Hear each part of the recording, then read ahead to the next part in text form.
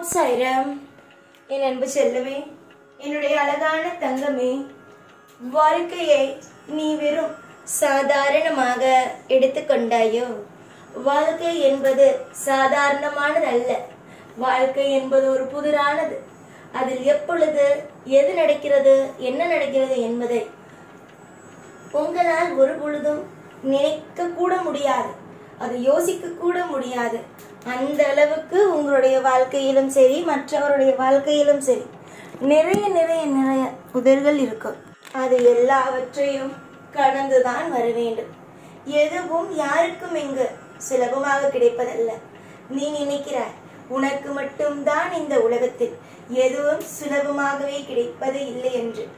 ஆனால் இங்கு எல்லோருக்கும் எதுவும் சுலபமாக கிடைப்பதல்ல.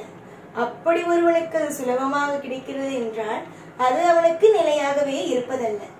வாழ்வில் எல்லாமும் எல்லா விதமான நலங்களும் வளங்களும் உன்னோடு இருக்கும்படி நான் செய்வேன். ஆனால் பொறுத்திரு. நீ கேட்கலாம், இன்னும் எத்தனை ஆண்டுகள் என்று.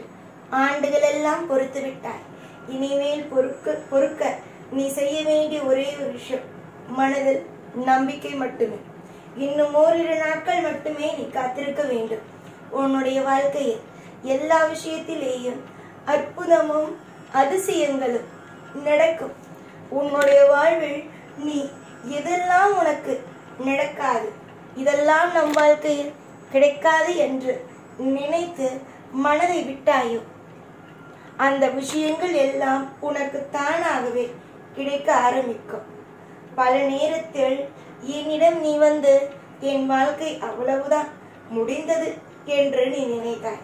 ஆனால் இதற்கு அப்படியே நேராக உன்னுடைய வாழ்க்கையில் எல்லாம் அற்புதமாகவே சில சமயம் நடந்தது. அது எல்லாவற்றையும் ஞாபகத்தில் வைத்துக்கொள். புரிந்ததா? அது எல்லாவற்றையும் ஞாபகத்தில் வைத்துக்கொள். எதையும் மறந்து விடாதே. செய்யும் என் தெய்வம் செய்யும் எந்த ஒரு விஷயத்தையும் மறந்து விடாதீர்கள். தெய்வம் யாருக்கும் எப்பொழுதும் அவ்வளவு சுலபமாக எதையும் செய்வதல்ல. அப்படி ஒரு நபருக்கு ஒரு விஷயத்தை செய்கிறது என்றால் அதை நீங்கள் தான் ஞாபகத்தில் வைத்துக் கொள்ள வேண்டும். புரிந்ததா? நாளுக்கு நாள் பிரச்சனைகள் கூடலாம். ஆனால் அந்த பிரச்சனைகள் அனைத்தும் ஒரே தெரியாக நிலையாக இங்கேயே உன்னுடைய இருந்து விடுமா என்று கேட்டால் அல்ல. ஒரு நாள் ஒரு பிரச்சனை வருகிறது என்று வைத்துக்கொள். அந்த பிரச்சனையோ மாறும். புரிகிறதா? அந்த பிரச்சனையோ மாறும்.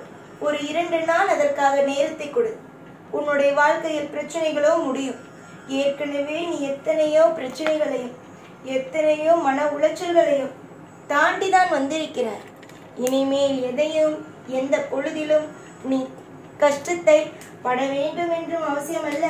உன் வாழ்வில் நித்தம் நித்தம் கவலை என்றும் நினைக்கவும் வேண்டாம். எதுவாக இருந்தாலும் நம்மை படைத்தவனுக்கு தெரியும்.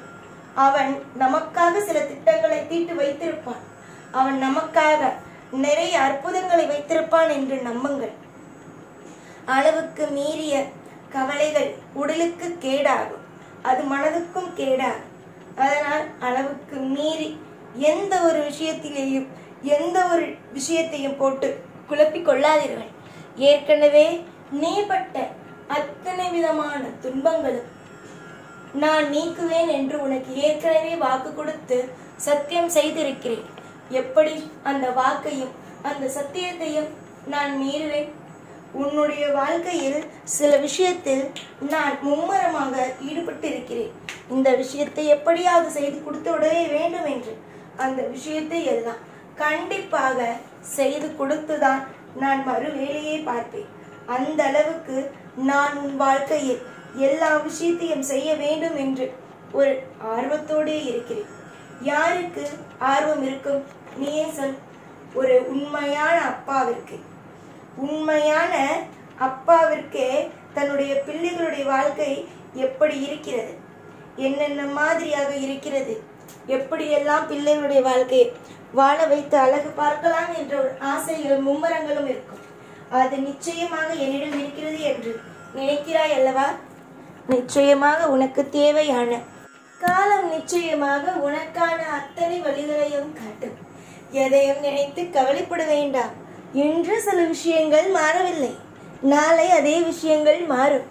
இன்று உனக்கு எதெல்லாம் பிடிக்கவில்லையோ, எந்த ஒரு விஷயமெல்லாம் இது நடக்குது எனக்கு பிடிக்கவில்லை என்று நீ சொல்கிறாயோ, நாளை அந்த விஷயம் எல்லாம் மாறி உனக்காக இந்த சாய் நிறைய நிறைய அற்புதங்களையே கொடுப்பேன்.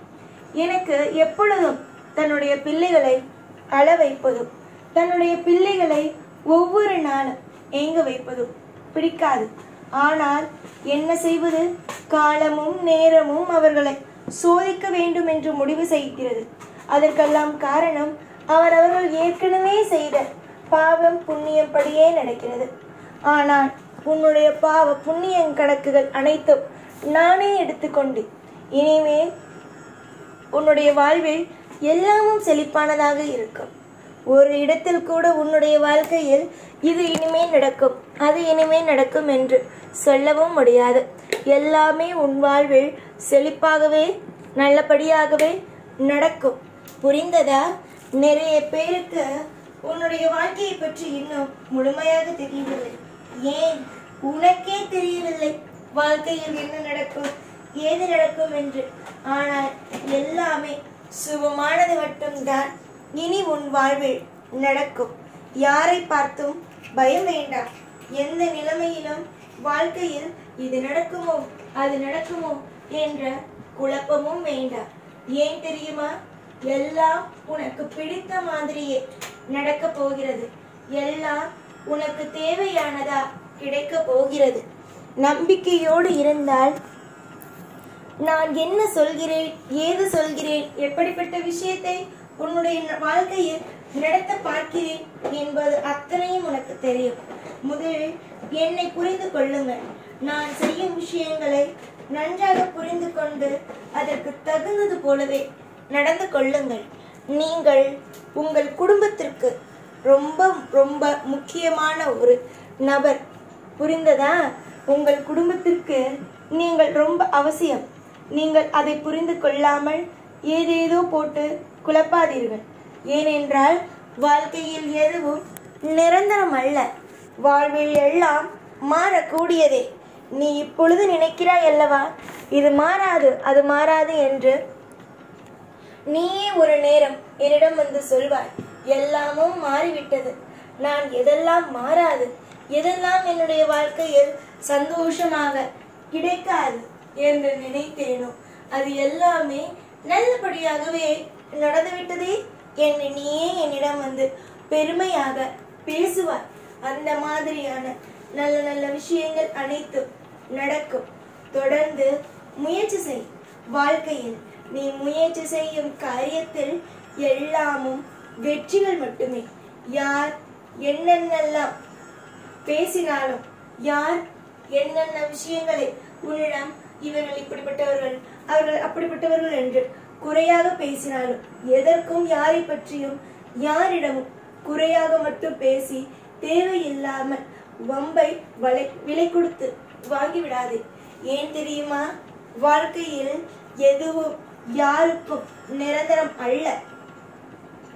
சண்டைகள் எப்பொழுது வரும், பிரச்சனைகள் எப்பொழுது வரும் என்பது தெரியாது. எல்லா இடத்திலும் ஜாக்கிரதையாக இருப்பதே சந்தோஷமானது. எப்பொழுதும் உன் கூடவே இருப்பேன். இந்த சாய்நாள். ஓம் சாய்ராம்.